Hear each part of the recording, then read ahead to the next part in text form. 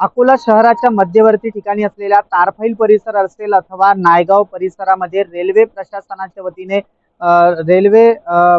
वतीने अतिक्रमण हटाव मोहीम हाती घेण्यात आलेली आहे। माझ्या पाठीमागे असलेला हा परिसर आहे, दाखवू शकतो कशा प्रकारे अतिक्रमणाचा बळगा उचलण्यात आलेला आहे।